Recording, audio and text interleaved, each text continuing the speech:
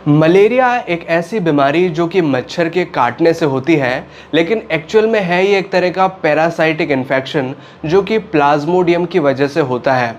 और कई बार मलेरिया का प्रॉपर इलाज न होने की वजह से ये एक जानलेवा स्थिति का रूप ले लेता है। तो आज हम मलेरिया के बारे में पूरी जानकारी जानेंगे कि आखिर इसके सिम्टम्स क्या होते हैं, इसके लक्षण क्या हैं और इसका पता कैसे लगाया जाता है, किस तरह के डायग्नोस्टिक टेस्ट किए जाते हैं जिससे कि मलेरिया को कंफर्म किया जा सके, कैसे इसका ट्रीटमेंट किया जा सकता है और कैसे हम इससे बच सकते हैं। ये सारी जानकारी आज हम जानेंगे, तो वीडियो को अंत तक ज़रूर देखिए ताकि आप मलेरिया के बारे में और ज़्यादा अवेयर हो सकें और अपने आप को मलेरिया से बचा सकें। नमस्कार दोस्तों, मैं हूँ आगम सिंह सिसोदिया, स्वागत है आप सभी का। तो इससे पहले कि हम मलेरिया के सिम्टम्स और उसके ट्रीटमेंट के बारे में जानें, मैं आपको मलेरिया के बारे में कुछ इंपॉर्टेंट फैक्ट्स बताना चाहूँगा जिससे कि आपको मलेरिया के बारे में थोड़ी इन्फॉर्मेशन और मिलेगी और आप मलेरिया के बारे में थोड़े और अवेयर हो पाएंगे। सबसे पहली चीज़, जैसे मैंने आपको बताया कि मलेरिया मच्छर के काटने से होता है और एक ऐसे मच्छर के काटने से होता है जिसके अंदर प्लाज्मोडियम पैरासाइट मौजूद है। और ये स्पेशल टाइप का मच्छर होता है फीमेल एनोफिलीज मस्किटो, यानी कि एक मादा मच्छर जिसके अंदर की प्लाज्मोडियम नाम का पैरासाइट है। अगर वो आपको काटता है तो आपको मलेरिया होता है। हर मच्छर के काटने से आपको मलेरिया नहीं होता।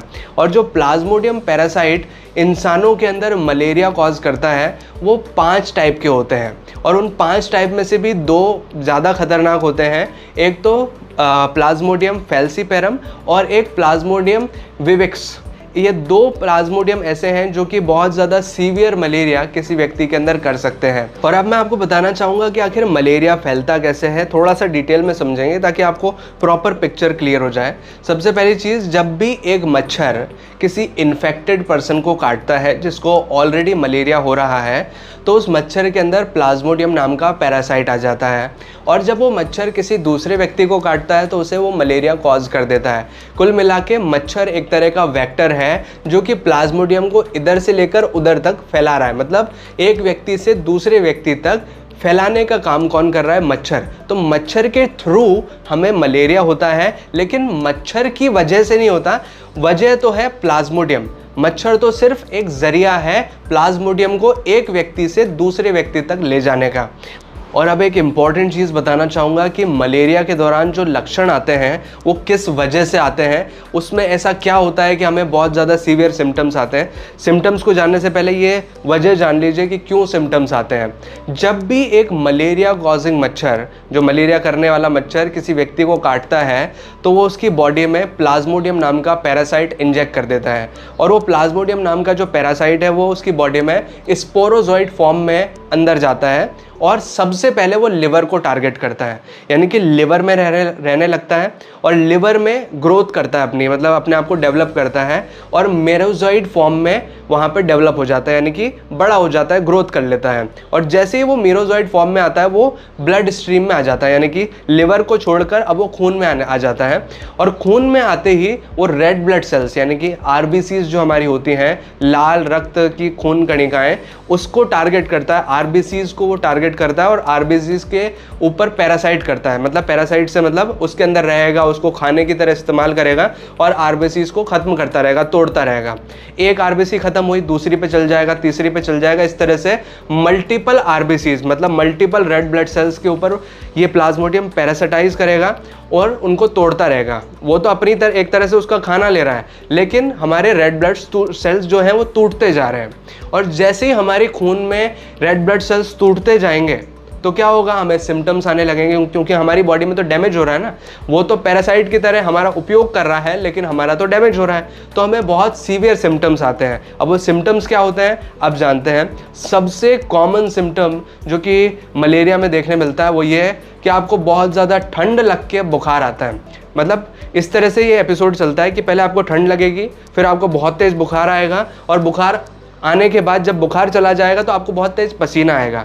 तो इस तरह का एपिसोड चलता है। मतलब ठंड लगेगी, बहुत तेज़ बुखार आएगा, फिर बुखार उतरते उतरते आपको बहुत तेज़ पसीना आएगा। इस तरह का साइकिल चलता रहता है मलेरिया में।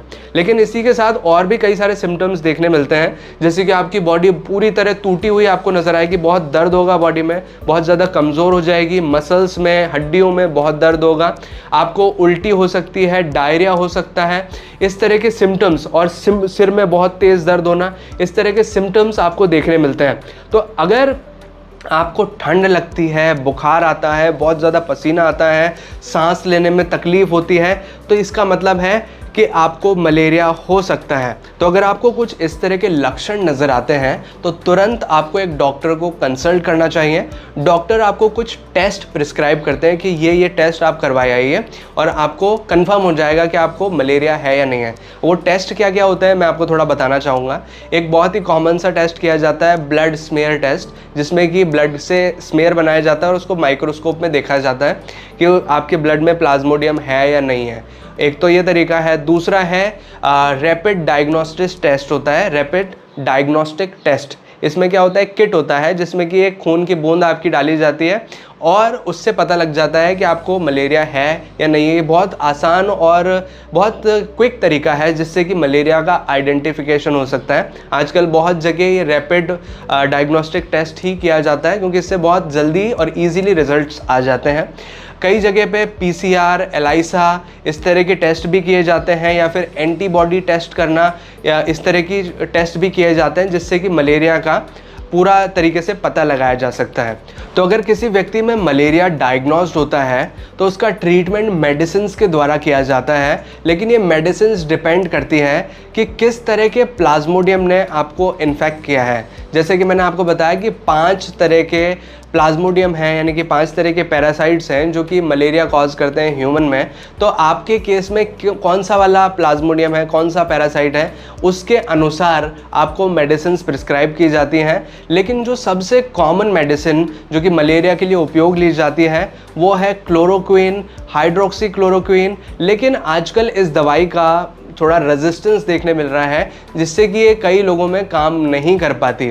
तो ऐसे केसेस में आर्टेमिसिनिन बेस्ड कंबाइंड थेरेपी, इस तरह की दवाइयाँ, मिक्सचर ऑफ मेडिसिन का इस्तेमाल किया जाता है कुल मिला के, जिससे कि मलेरिया का ट्रीटमेंट किया जाए। यानी कि एक कंबाइंड मेडिसिन यूज़ की जाती है मलेरिया का ट्रीटमेंट करने के लिए। और एक जनरल सिनेरियो की बात करूँ तो लगभग 2 हफ्ते में मलेरिया ठीक हो जाता है, लेकिन केसेस टू केसेस डिपेंड करता है कि आपको कितना लंबा ट्रीटमेंट इसका करना होता है। और अगर बात करें कि मलेरिया से आप कैसे बच सकते हैं तो इसका सबसे इम्पॉर्टेंट आंसर ये है कि आपको मच्छर काटने से अपने आप को बचाना होगा। और उसके लिए जब भी आप बाहर जाएं, स्पेशली सुबह और शाम के वक्त, तो आप अपनी बॉडी को प्रॉपर्ली कवर अप करके रखें, फुल स्लीव्स के कपड़े पहने ताकि मच्छर आपको ना काट सके।